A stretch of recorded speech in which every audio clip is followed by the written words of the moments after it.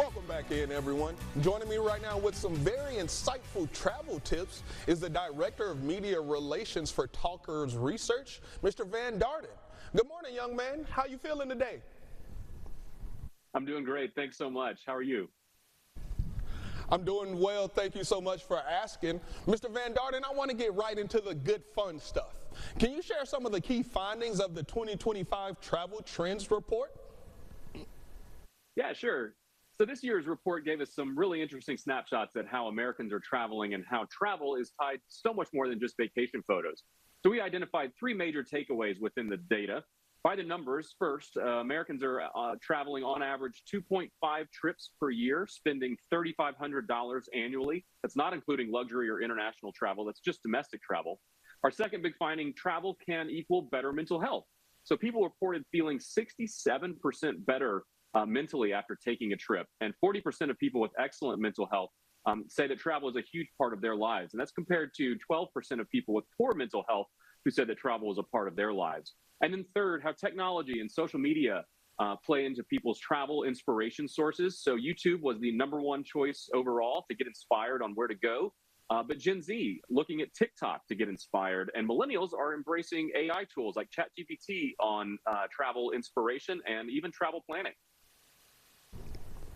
Nice. So you just hit all three different generations right there. You said about 2.5 trips. Looks like I need one more trip to get over that quota right there. Now, with that being said, Mr. Van Darton, what are some of the actual generational differences that you guys can actually elaborate on? Yeah. Well, one of the big things that we found between the generations is that millennials are the most travel hungry of all the generations. They take an average of 4.2 international trips in their lifetime, which may not sound like a lot, but that's compared to just 44% of boomers who have never traveled abroad. So almost half of boomers have never been outside the country. Another big generational divide shows up around social media and how people interact with it. 39% feel the pressure to post vacation content. That's across all generations. Everybody feels that pressure. That number jumps much higher, though, the younger that you are. Gen Z, 55%, and millennials at 51% say that they feel the strong pressure to post social media content when traveling. Boomers, just 15%. And then, of course, there's that do it for the gram mindset that we've heard about. 1 in 3 people across every generation say that they have done things while traveling just for the chance to post it on social media. Got to do it for the gram. That's right. If the camera didn't live it, it didn't happen, according to the newer days right now. But you sort of mentioned that a lot of the trips are some trips domestic, some trips internationally. But what are some of the most popular trips requests that you guys have uncovered with this report? Right. So the vibe right now that we found overall is relax and recharge. That's the vibe right now. People are looking for beach vacations.